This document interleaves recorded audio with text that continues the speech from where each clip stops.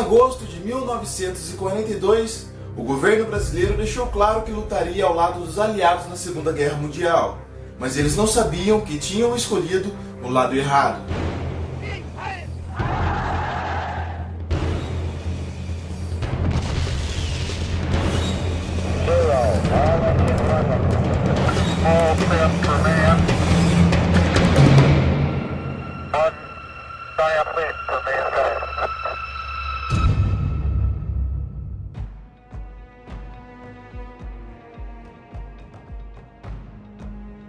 Os meses de guerra foram passando e o Brasil não tomava uma decisão e continuava mantendo a neutralidade, o que acabou desagradando os Estados Unidos.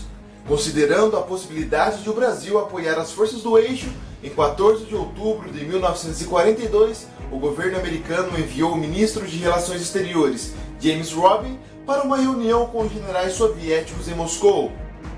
As campanhas dos aliados na África estavam sendo um fracasso e a falta de combustível e mantimentos era preocupante. O ministro americano Robin explicou ao general soviético Krusmotovsky que as ilhas brasileiras localizadas no Oceano Atlântico eram perfeitas para abastecer os aviões e navios. Porém, o Brasil ainda não tinha escolhido em qual lado lutar. O Brasil não tinha apenas pontos estratégicos favoráveis, mas suas riquezas naturais, seu imenso território e sua influência sobre outros países sul-americanos agradaram o governo soviético. Em 13 de dezembro de 1942, foi elaborado o plano contragolpe pelo capitão do 1º Exército Americano Tom Harry, general americano Christopher Collin, general soviético Krusmotovsky e pelo capitão soviético do fronte russo Ibravsky Kulov. O plano contragolpe consistia em tomar o Brasil à força e dividi-lo entre os americanos e soviéticos.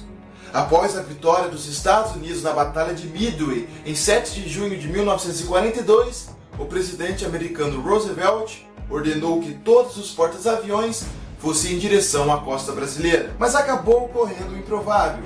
Semanas antes da chegada dos americanos, Brasil declarou guerra às forças do eixo. Rapidamente, o plano foi suspenso e uma nova reunião foi marcada.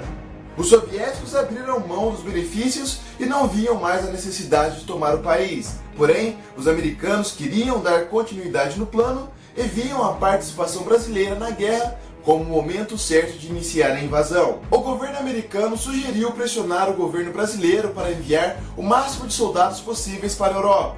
Assim, o Brasil ficaria indefeso e sem soldados, o que tornaria a invasão rápida e sem muitas baixas. Os Estados Unidos estavam dispostos a trair e tomar as riquezas do Brasil. Segundo o jornal americano Time Life, Joseph Stalin ofereceu ajuda aos americanos caso fosse necessário. Mas no ano seguinte, em 1943, ocorreu a Batalha de Stalingrado, onde morreram 2 milhões de pessoas. Apesar desta batalha ter sido o ponto de virada dos aliados, o exército soviético estava enfraquecido e não poderia apoiar os americanos na invasão. Ao mesmo tempo, os britânicos precisavam de mais soldados para apoiar no combate.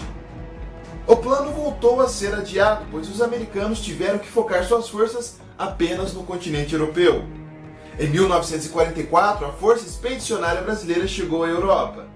Após quase 5 anos de guerra, as forças dos aliados e do eixo estavam enfraquecidas e o que importava era apenas vencer a guerra.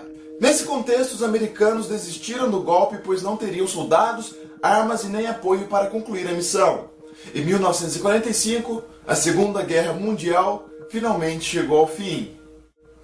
Vocês realmente acreditaram no que eu falei? Eu fui bem convincente? E se eu falasse para vocês agora que tudo que eu citei nesse vídeo é uma grande mentira? E se eu falasse para você que o jornal Time Life nunca existiu? Se eu falasse para vocês agora que nomes e imagens usadas nesse vídeo são falsas ou manipuladas por mim?